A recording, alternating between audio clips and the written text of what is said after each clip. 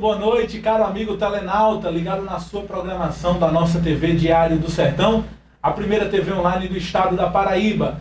Muito obrigado pela sua honrosa audiência através dos demais sites parceiros que retransmitem a nossa programação.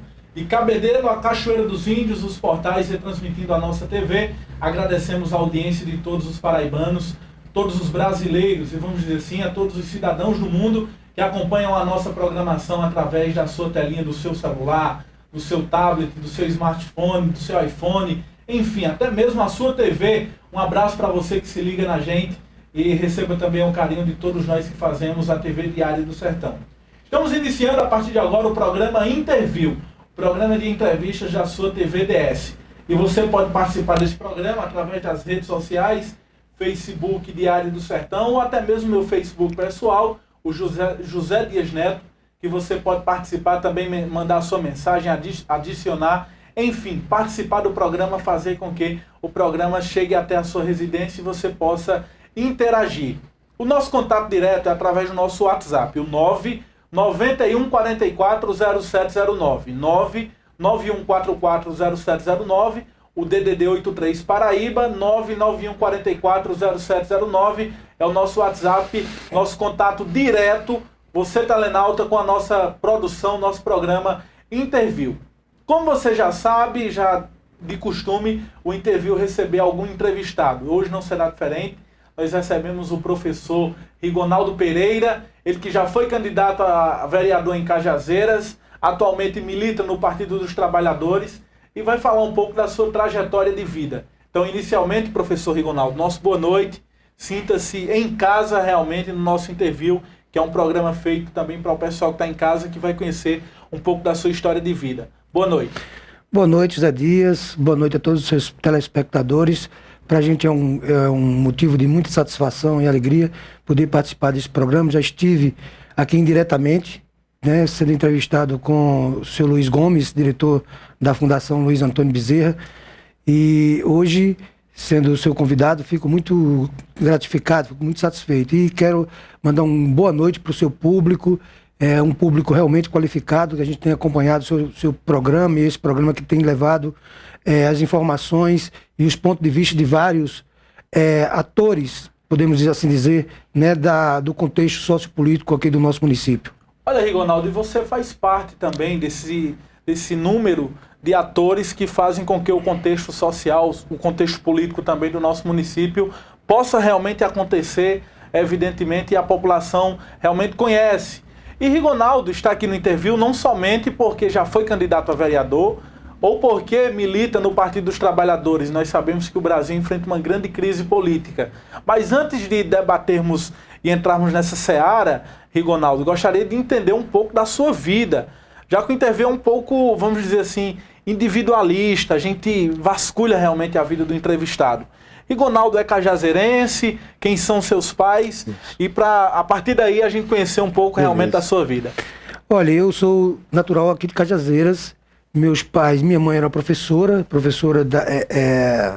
do ensino básico, ensino infantil, né, Francisca Pereira de Oliveira. Meu pai era agricultor e ferreiro, né, com muita luta, criou seus filhos, com muito trabalho, mas sempre mantendo a postura de honestidade, de probidade, um homem muito conhecido, muito querido, afinal, como minha mãe também, eram pessoas altruístas, pessoas que amavam o próximo como a si mesmo, e ter uma família, na verdade, nesse sentido, muito proba, eu podia assim dizer, porque muito religiosos, católicos.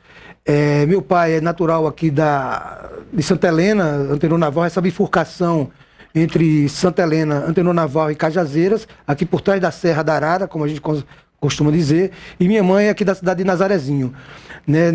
Somos em 6 na minha casa, nós fomos criados e educados por uma família humilde, uma família pobre, mas que tinha a preocupação de levar seus filhos pelo bom caminho e lutou muito para que nós pudéssemos prosseguir nessa trajetória de estudo, nessa trajetória de educação. Me formei pela UFPB, Universidade Federal da Paraíba, Campus 1, João Pessoa, sou formado em letras, né? Depois de passar por vários cursos, passar pelo curso de ciência, passar pelo curso de filosofia, e acabei terminando o curso de letras, um curso que realmente me trouxe muita satisfação. Não trouxe, digamos, somas vultuosas de recursos, mas me trouxe a satisfação de permanecer, de insistir nessa conduta, nesse procedimento, que eu diria o procedimento que é ligado a esse conjunto de procedimentos que é a educação, que é a amizade, que é o amor pelo próximo, que é a preocupação com a realidade política e social do seu povo, e a gente tem tido essa preocupação e temos lutado durante todo esse tempo. Voltei para Cajazeiras no ano 2000, saí daqui em 89 para ser funcionário da Telpa, Telecomunicações da Paraíba, que era sediada em João Pessoa, e eu trabalhei na sede da empresa durante 8 anos, me formei em letras pela UFPB e depois retornei para Cajazeiras, meu torrão natal, onde a gente teve e tem muita alegria, tem satisfação e tem um amor incondicional por essa terra, porque a gente sempre preocupou, aqueles que estiveram aqui e se foram, levaram consigo o aprendizado, e nós que nascemos aqui, que nos criamos aqui, que nos educamos aqui, evidentemente temos esse compromisso eu poderia dizer existencial, um compromisso com a sociedade, compromisso conosco mesmo, compromisso com a qualidade de vida que é inerente ao povo de Cajazeiras. Rigonaldo, poderíamos dizer de que a sua naturalidade, a sua terra natal é dividida entre Cajazeiras, Santa Helena, Antenor Navarro, antiga Antenor, hoje São João do Rio do Peixe? A gente pode dizer que tem essa naturalidade tríplice? É verdade, assim, porque na verdade a gente traz conosco os genes daqueles que foram nossos ancestrais, né, nossos pais. Então a gente traz conosco esse carinho. Minha mãe é da família Pereira de Nazarezinho, né, uma família muito conhecida, né, e veio para cá, casou com meu pai, e a gente sempre morou aqui. Eu nasci em 1962, né, aqui na cidade de Cajazeiras, e minha mãe de uma família muito pobre, aqui de Nazarezinho. Quer dizer o contexto no qual nós nos inserimos é esse contexto que envolve, que engloba todos esses municípios, né? O município de São João do Rio do Peixe, onde eu ia fazer feiras com meu pai, quando criança, né? O município de Santa Helena, o município de Cajazeiras e o município de Nazarezinho, aqui próximo a Souza. Então, um quarteto, né? Exatamente. Rigonaldo, a sua família, você já disse que era uma família humilde, mas uma família humilde que formou um filho, ou os demais também tiveram oportunidade? Todos nós tivemos oportunidade. Nós tivemos oportunidade também pela história, né? Que em 1963 foi fundado o Colégio Estadual de Cajazeiras, e esse colégio possibilitou a muitos filhos da terra do Padre Rolim a crescer, a se formar, a se preparar para o futuro, e a gente veio dessa geração, né? Na verdade, é uma geração muito ampla, muito participativa, de pessoas que hoje fazem parte do contexto da sociedade de Cajazeiras. São pessoas realmente que merecem todo o respeito, toda a nossa consideração. E o meu pai formou todos os filhos, mesmo como família humilde, minha mãe, 6 filhos, né? Nós temos pedagoga, nós temos um assistente social, e hoje eu tenho o meu irmão mais velho, trabalha com gestão pública na cidade de Fortaleza, né? Minha irmã é assistente social em Campina Grande, é a minha irmã mais velha. Eu tenho uma irmã formada em História, mas atua na área imobiliária com o seu cônjuge, com o seu marido, né? E as outras irmãs, uma é professora de letras também, formada aqui em Cajazeiras. Nós fomos parceiros da Universidade Federal, na época, Universidade Federal da Paraíba, que nós tínhamos o 5º campus aqui em Cajazeiras, que se transformou na UFCG.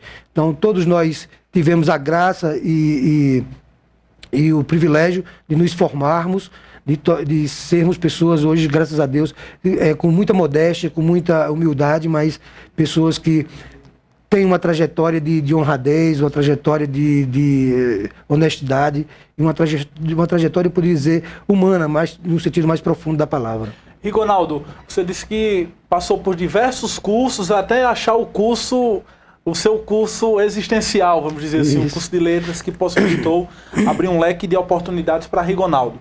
Mas a sua afinidade com letras, com a leitura, de se aprofundar realmente na questão da língua portuguesa, foi desde sempre ou foi algo que foi com a maturidade que foi se percebendo? Muito boa pergunta. Não foi desde sempre. Eu fui sempre um aluno relapso em português. Eu tinha uma rejeição muito grande porque talvez fossem os métodos utilizados, né, os procedimentos didáticos utilizados que nos afastava muito, né, dessa coisa da satisfação com o ensino de português. Na verdade, eu vim desenvolver desenvolver esse interesse pelo curso de português já a posteriori. Quando eu comecei a ler, eu sou, na verdade, com toda a modéstia, eu sou um leitor. Sou um leitor realmente constante, uma pessoa que cultua muito a questão da leitura, né? E foi a partir dos 17 anos que eu comecei a ter o hábito da leitura. Sentia necessidade e tive a graça de pegar bons livros na época e lê-los, e a partir daí eu desenvolvi todo um gosto pela leitura. E o curso de letras veio encaixar nessa minha vontade, nesse meu idealismo, né, com a questão da linguagem, com a questão do desenvolvimento, de me importar como uma pessoa conhecedora dos processos linguísticos, e isso foi a posteriori, depois que eu comecei a ter o hábito da leitura, ter o hábito de ter necessidade, tá sempre lendo, tá sempre me atualizando, e hoje eu sou um leitor, graças a Deus, um leitor que eu não paro de ler. Eu sou uma pessoa que tem um hábito assim constante de leitura, e isso só me faz bem. Na verdade, quando eu entrei no curso de letras, entrei também com aquele idealismo de ser um escritor, de escrever poesias. Eu, com os 17 anos, 16 anos, eu comecei a escrever alguns poemas, e esses poemas começou a encantar algumas pessoas que tinham sensibilidade e pessoas que tinham conhecimento. E aí eu comecei a me interessar pela questão da leitura e pela questão dessa questão da produção, eu diria, ficcional na área da poesia. E aí eu me encantei pelo curso de letras. E foi um curso assim que me trouxe uma profundidade muito intensa, um conhecimento muito vasto da nossa língua e das nossas formas de comunicação, né? Olha, Rigonaldo, inclusive a gente, quando conversa com alguém que é formado em letras, já imagina, você já escreveu algo, algum poema, vamos dizer, alguma crônica, alguma coluna, algo que chamou realmente a atenção? E aos 17 anos você já começa a escrever. Exato. Total afinidade, né? Exato. Na verdade, eu tenho escrito muito nessa área da conjuntura política, né, atual, né? Eu tenho alguns escritos relacionados a trabalhos científicos.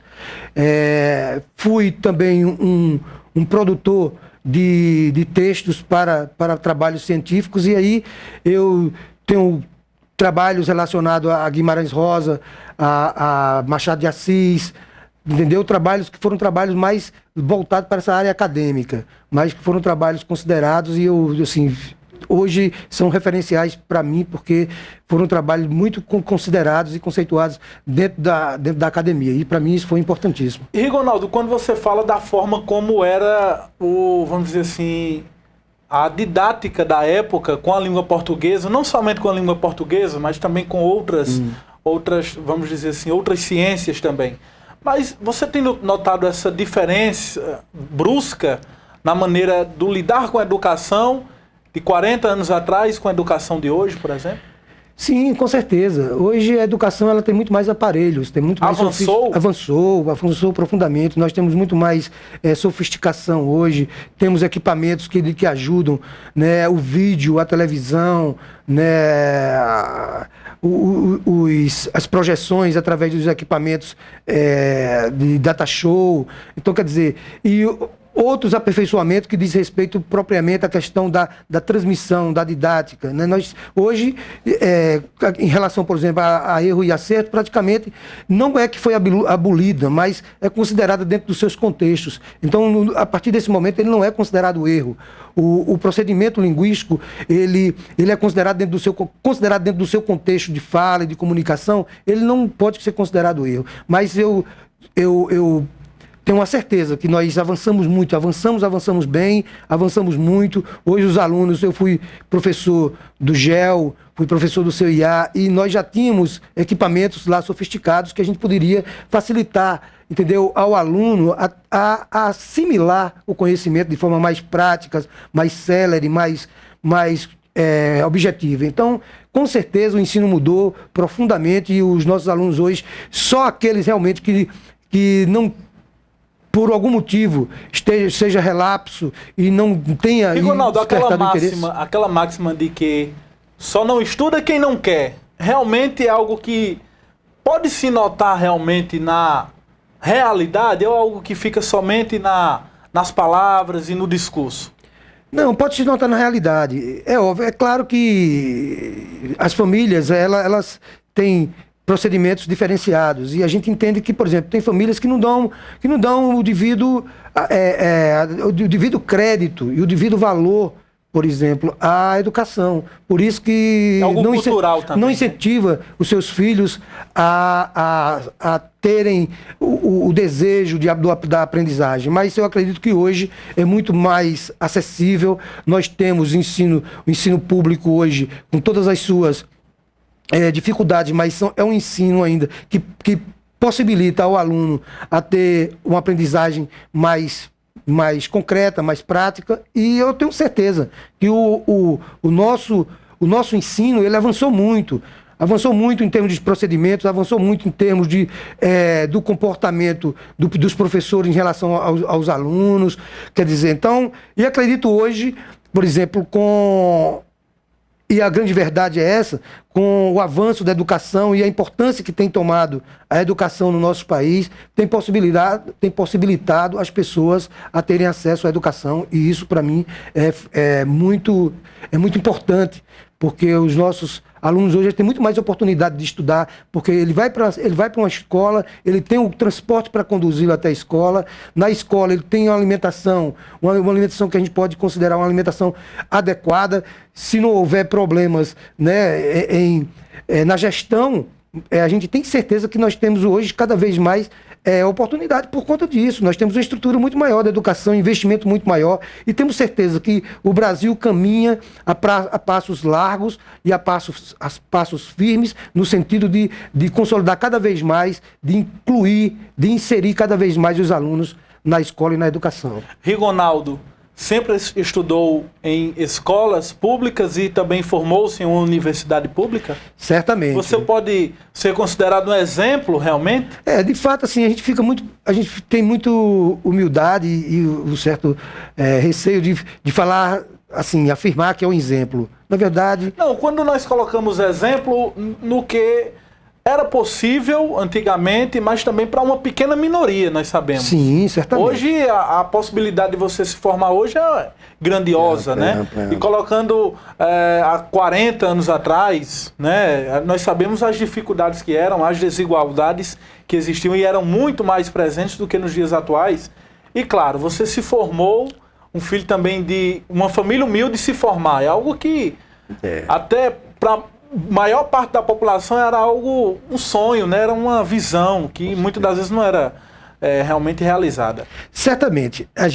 Eu sempre estudei em escola pública, né? Eu estudei na escola Monte Carmelo, que é uma escola das Carmelitas aqui em Cajazeiras, e a gente já era uma escola pública, uma escola que oferecia às crianças daquela época, né, uma educação e uma orientação religiosa, né? Era uma escola que tinha convênios, ou era da Diocese de Cajazeiras, era também subsidiada pela Diocese de Cajazeiras, e em 74 eu entrei no Colégio Estadual de Cajazeiras, na 5ª série, no anexo do Colégio Estadual, na época era o Dom Moisés Coelho, inclusive era subdirigido por Zé Antônio de Albuquerque, nessa época.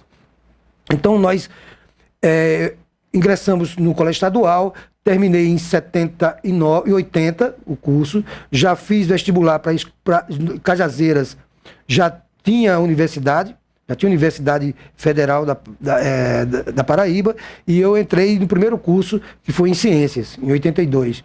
Né? Fiquei até 83, em 84 fiz vestibular para Filosofia, ingressei na Universidade em 85, deixando o curso em 1986, sem ter as condições de permanecer na cidade de João Pessoa, né, pelas dificuldades que nós tínhamos, a questão mesmo financeira, que era uma questão que era inerente às famílias humildes, e eu tive que retornar a Cajazeiras em 86, final de 86 para 87. E aí entrei novamente no curso de letras aqui em Cajazeiras. Um ano após, eu tive que ir trabalhar na Telecomunicações da Paraíba, e daí eu tive que voltar para João Pessoa, porque a sede onde eu ia trabalhar seria em João Pessoa. Então fui para João Pessoa e lá fiz vestibular no ano de 89, né, e entrei no curso de letras no ano de 90. Terminei em 96, já com certos atrasos, porque você sabe que trabalhar e estudar é muito sacrificante, né? E a gente sabe das dificuldades que são inerentes, por exemplo, às pessoas que trabalham e estudam. Mas foi assim a minha vida, e a gente prosseguiu insistindo, prosseguiu perseverando, no sentido de alcançar, né, a nossa não sonhada e desejada formatura, mas foi sempre em escola pública, o que eu digo com todas as letras, que foi muito bom, foi maravilhoso, porque aí eu sei hoje da importância que é a oferta de uma educação pública, de uma educação irrestrita para todas as pessoas do nosso país, todas as crianças. E quando foi que Rigonaldo saiu de João Pessoa e veio para Cajazeiras definitivamente, né? Exatamente. Quando eu saí da empresa, tinha aquele plano de demissão voluntária, que foi muito propagado pelo governo, salvo engano, o governo Collor de Mello, o governo de Sarney e depois Collor, quer dizer, aquele programa de demissão voluntária.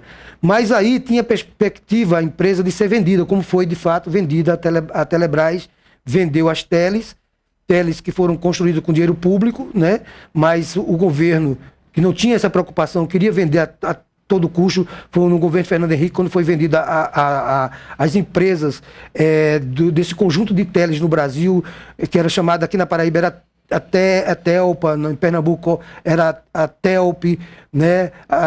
No Ceará, a Teleceará. Falar que nessa época foi onde aconteceu o sucateamento, né? Evidente, com certeza. Então, um ano antes, já havia o indicativo de que o governo iria vender as empresas, né? E aí eu me preocupei com isso, evidentemente me precipitei um pouco e acabei pedindo demissão nessa época. Eu saí da empresa em 97, quando foi em 1997 eu saí da empresa, e aí fiquei mais 3 anos na capital. Só aí eu decidi voltar para Cajazeiras, porque assim, não só pelo fato assim de voltar por voltar, mas voltar para ajudar a minha cidade. A gente tem sempre aquele desejo, aquele amor pela terra da gente. Cajazeiras, que é uma cidade que tem o epíteto de terra da cultura, né? Traz consigo essa alcunha, né, de terra da cultura. E a gente foi ligado também, fiz teatro aqui em Cajazeiras, em 76 até o ano de 80.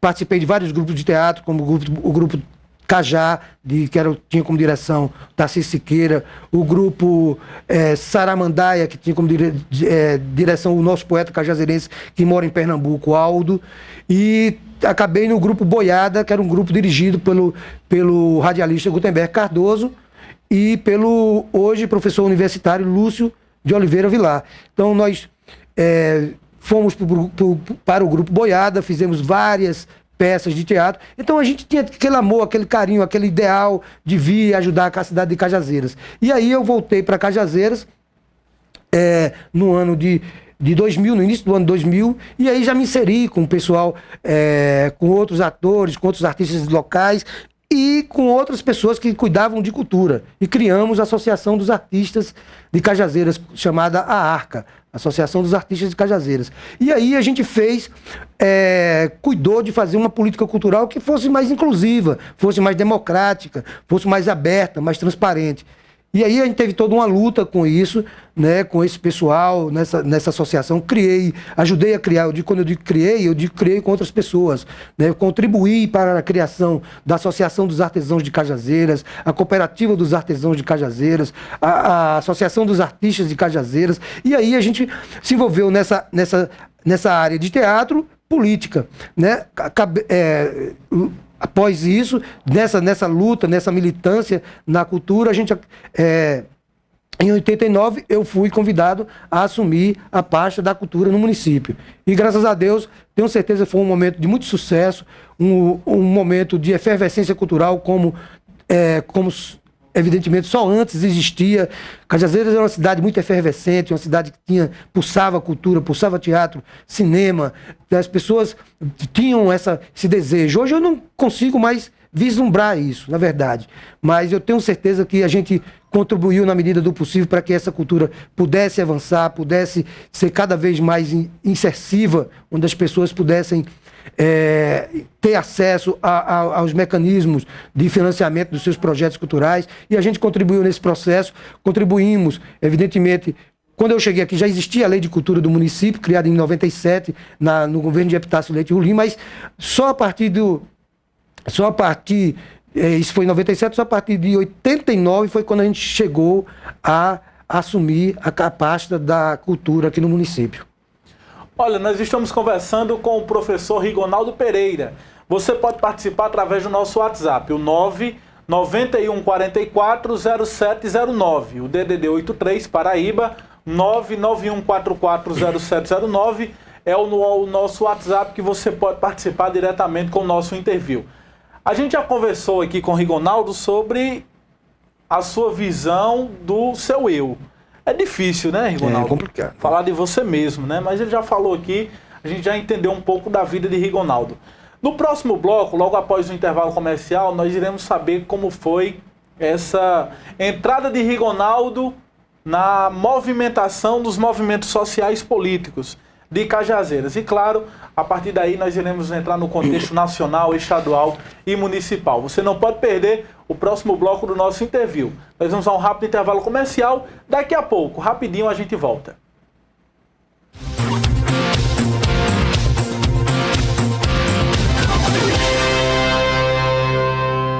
Eu sou de Cajazeiras, a nossa cidade, terra da cultura que me deu saber.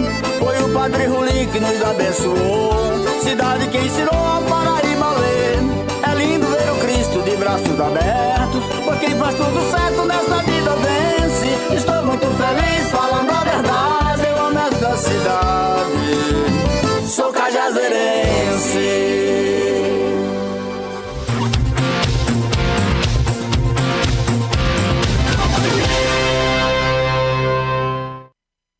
Volta com o seu interview, programa de entrevistas da sua TV Diário do Sertão. Eu sou José Dias Neto e faço companhia a você no interview de hoje que recebe o professor Rigonaldo Pereira.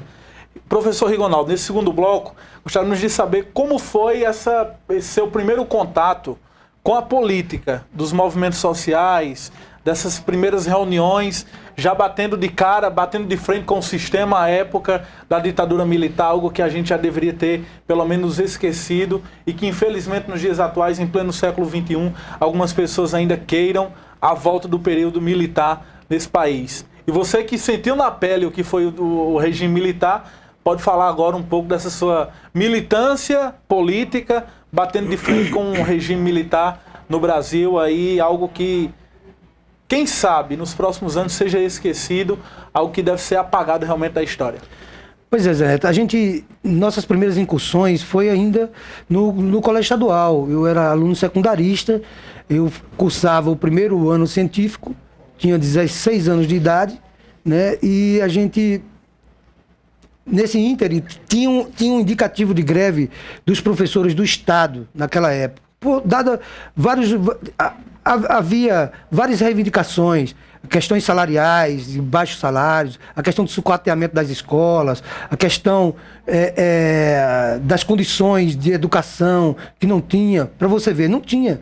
A gente não tinha acesso a vídeo, não tinha acesso à televisão, não tinha acesso a nenhum equipamento que pudesse facilitar o nosso aprendizado. Então, os professores, cansados de sofrerem, evidentemente, de quadro giz e apagador, ganhando mal, resolveram, evidentemente,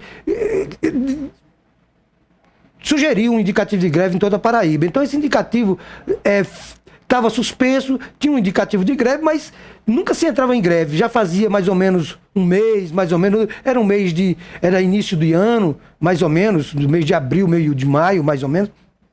E havia o indicativo. Então, 3 alunos do colégio estadual, né, o meu colega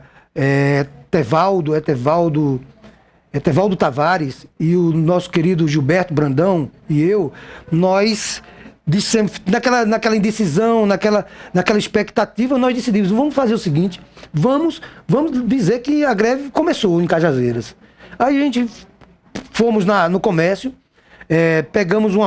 compramos uma faixa, fizemos uma cotinha, compramos uma faixa, levamos para o quintal da minha casa, eu lembro muito bem, e nós pintamos a faixa, a Cajazeiras está de greve. E saímos na rua, ia haver uma assembleia de decisão à noite, para decidir se depender de João Pessoa e de Campina Grande, para ver se entrava em greve ou se não entrava.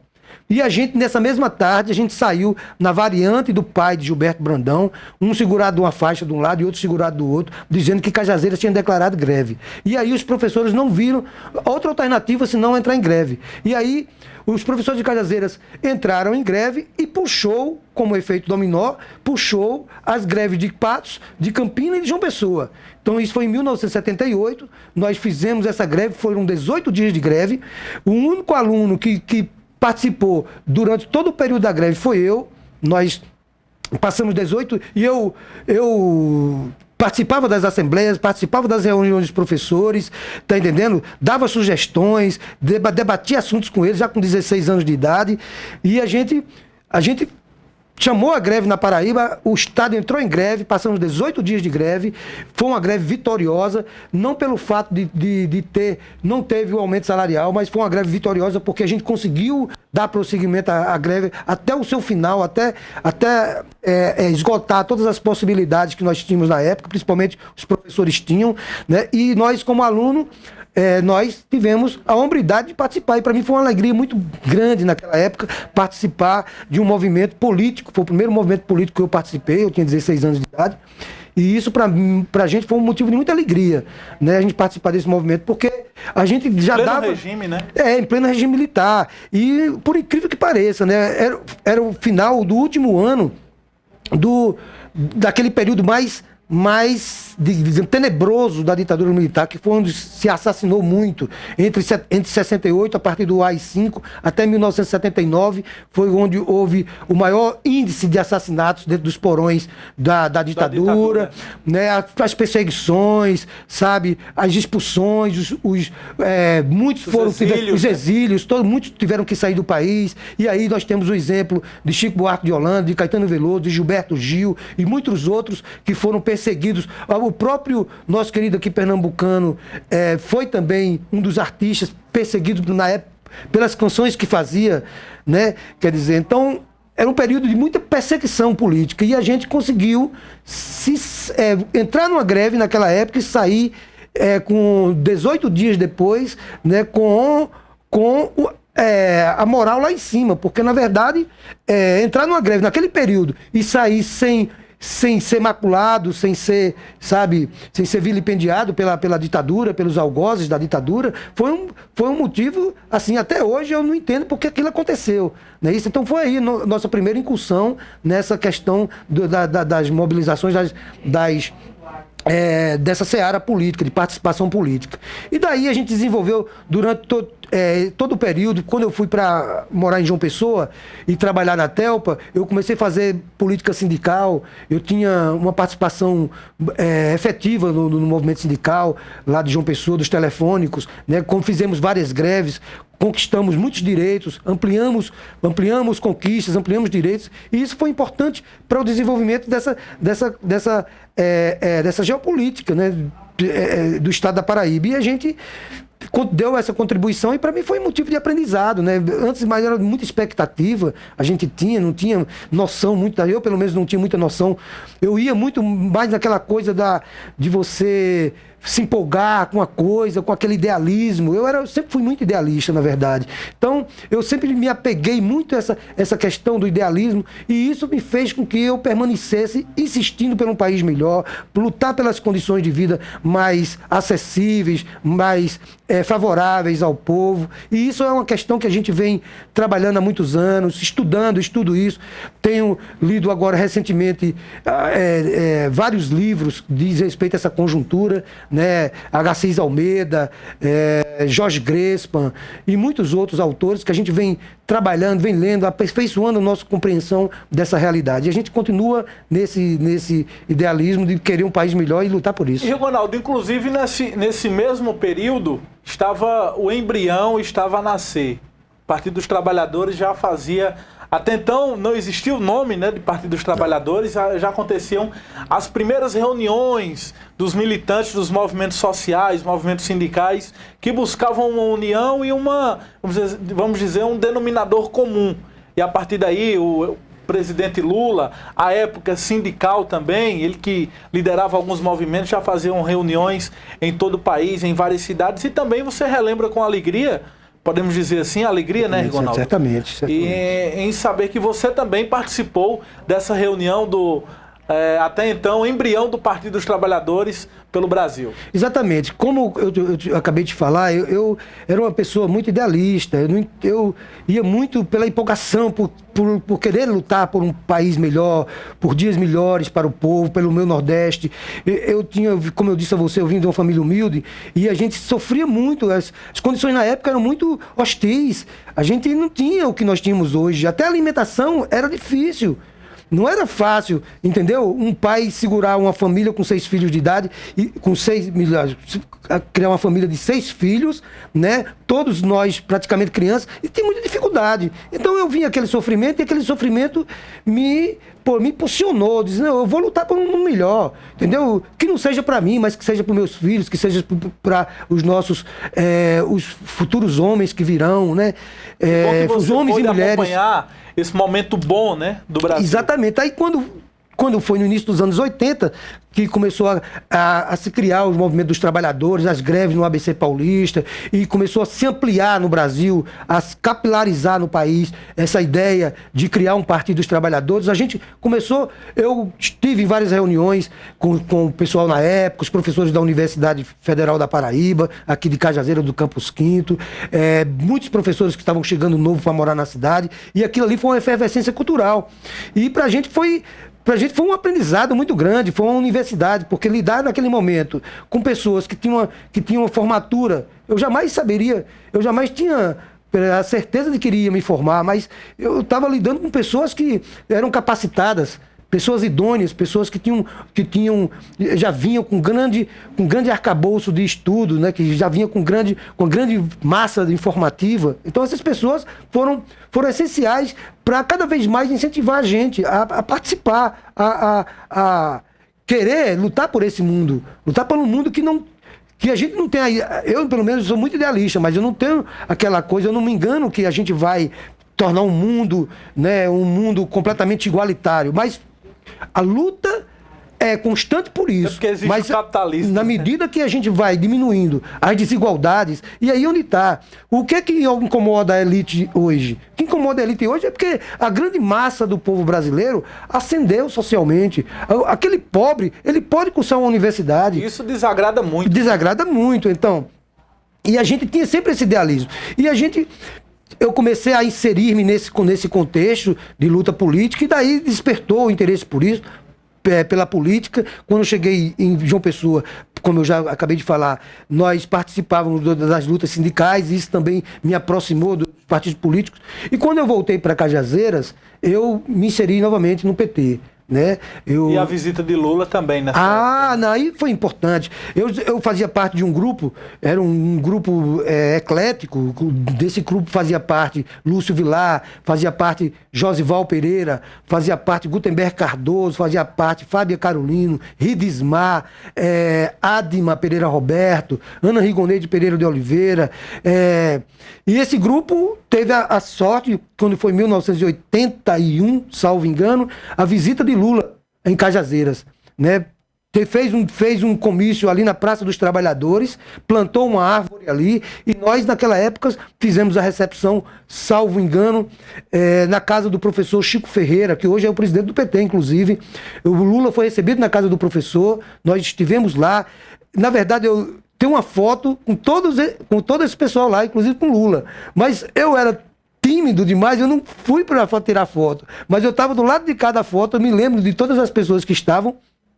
E foi uma alegria muito imensa, porque depois desse comício que foi realizado ali na Praça do Trabalhador, isso por volta de 10, 11 horas, o sol pegando fogo, e a praça tomada de gente, tá entendendo, querendo ver Lula, um grande líder sindical, que veio a se tornar realmente uma referência mundial nas conquistas sociais que o Brasil obteve durante esses anos. Então, para a gente foi um motivo de muita alegria.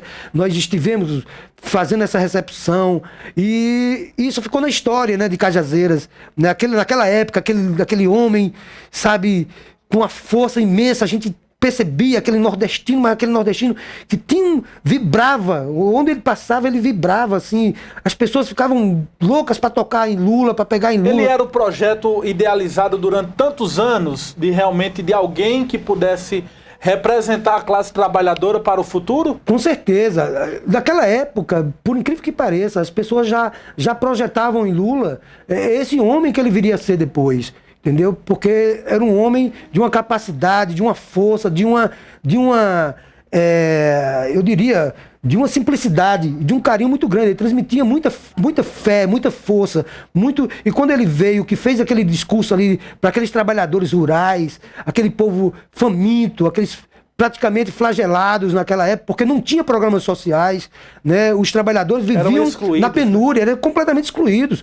Por exemplo, é tanto que a gente lembra muito bem as invasões que houve em Cajazeiras, eram pessoas que viviam no limite da existência, viviam nas condições mais precárias da existência. Então, aquele homem, quando apareceu, ele trouxe aquele sonho de um país que a gente poderia conquistar, um país que a gente poderia tornar realidade, e foi de fato o que aconteceu, né? E pra gente foi motivo ainda de muita satisfação, porque a gente ter participado desses momentos foram momentos inesquecíveis e momentos que estão registrados na história de Cajazeiras. Quem estudou, quem procurou falar sobre isso, vai ter nos anais da história esses acontecimentos. E pra gente foi um motivo de muita alegria. Então foi por aí onde eu comecei a inserir-me nesse contexto da luta política. E a luta política popular. Não aquela luta política de querer um poder pelo poder para me dar bem, para ter um carro novo, ou para ter um status, ou para ter uma centena de pessoas dependendo de uma relação fisiológica de empreguismo. Não é isso. A gente queria o poder para, de fato, fazer com que o Estado voltasse as suas atenções para aquelas pessoas que viviam aquém das atenções, né? Que era a classe dos trabalhadores, a classe mais popular dos trabalhadores. Então a gente sempre lutou nesse sentido, de fazer com que o Estado tenha responsabilidade social. Porque a gente não pode fazer com que o que querem a elite brasileira? Eles querem tirar o Estado de todas as suas obrigações sociais. Se o Estado não pode, se para ele, por exemplo, dá condições mínimas de alimentação, de educação ao pobre, quer dizer, é algo que vai acostumá-lo a mal, quer dizer, vai desviá-lo das suas obrigações, do seu trabalho. E isso é uma grande mentira, uma grande verdade. Olha, Rigonaldo, vamos trazer rapidinho para um contexto nacional, como você analisa essa crise política no Brasil, também uma crise política econômica, em que há verdadeiramente uma queda de braço, é presidente da Câmara que não respeita o STF, que não respeita a República, enfim. Qual a sua visão dessa crise política? E há realmente espaço para um golpe ou impeachment? Mas nós temos visto nos últimos dias que a ideia do impeachment ela realmente enfraqueceu.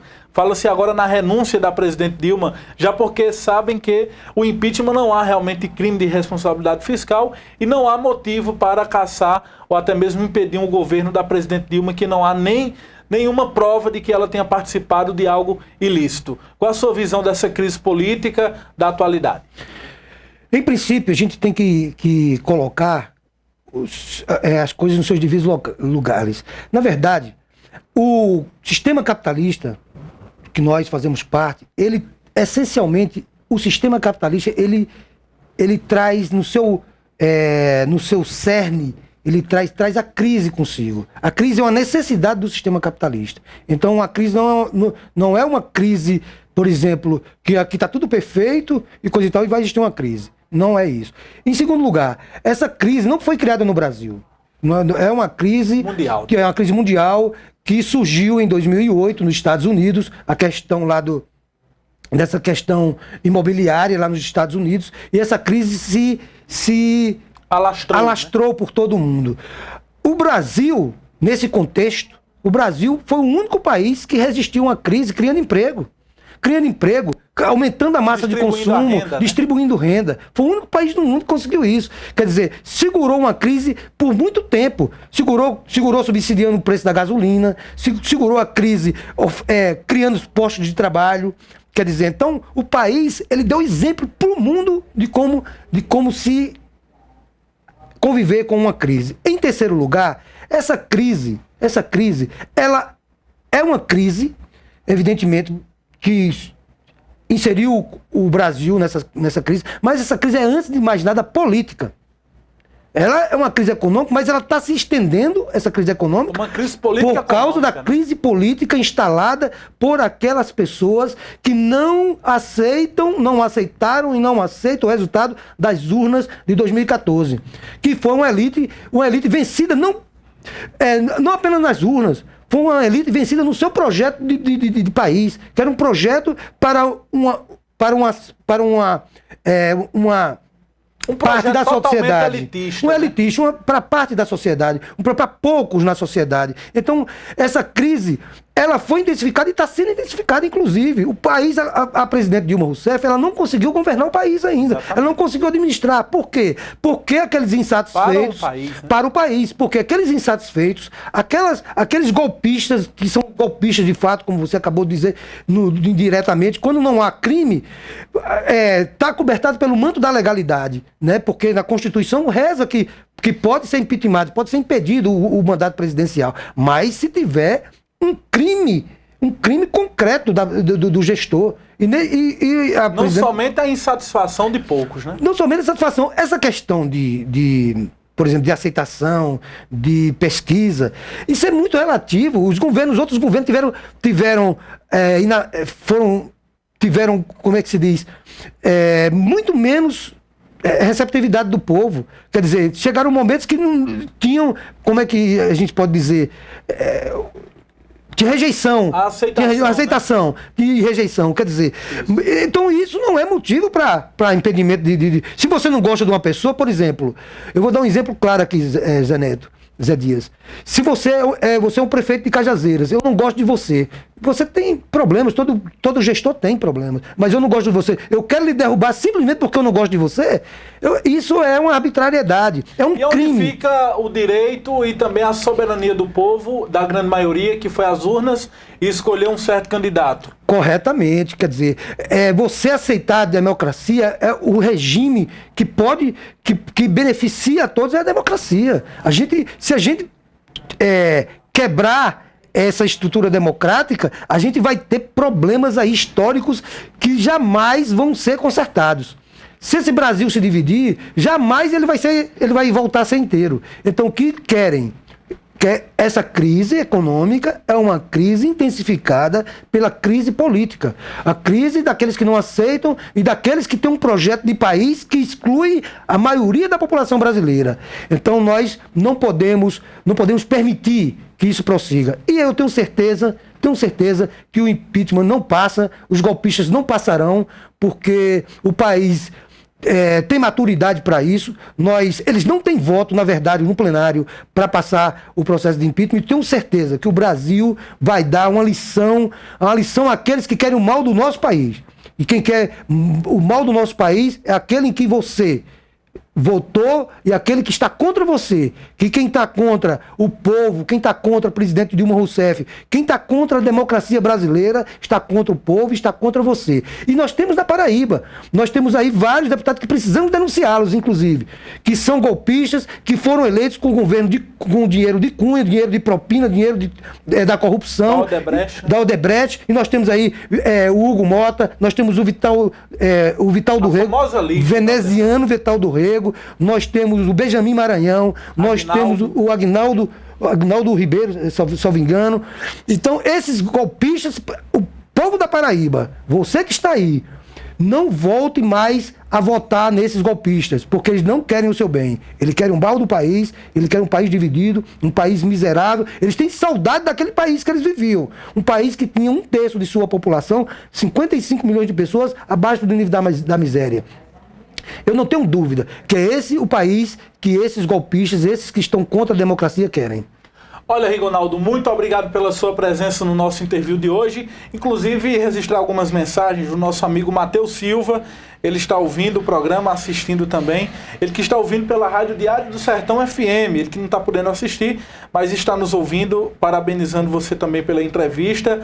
Marla Moreira, Cleudismar Soares e também um abraço ao nosso amigo Nonato Saraiva, que está assistindo o nosso programa nesse momento. Abraçar também o nosso amigo Magno e a tantas outras pessoas que mandaram mensagem no nosso interview de hoje. Muito obrigado, Rigonaldo, pela sua presença. Eu que agradeço. Para mim é muito bom estar aqui com vocês, Zé Neto. E já estive outras vezes e para mim é uma satisfação imensa. Quero mandar um abraço a todo o público cajazeirense, a todos aqueles que, evidentemente, lutam por um país melhor e vão continuar lutando. E aí nós temos vários exemplos. Nosso mesmo querido Nonato, que esteve aqui outro dia, que é um defensor intransigente da democracia, e para mim é uma pessoa que eu tenho, além de sermos amigos há muito tempo, temos consideração, nós somos pessoas que têm muita consideração. Então, quero agradecer mais uma vez, quero agradecer aos seus telespectadores e dizer que para mim foi um grande momento, esse momento de poder conversar com você aqui nesse no estúdio. Um abraço, Rigonaldo, e também um abraço carinhoso para você que esteve do outro lado durante todo o interview.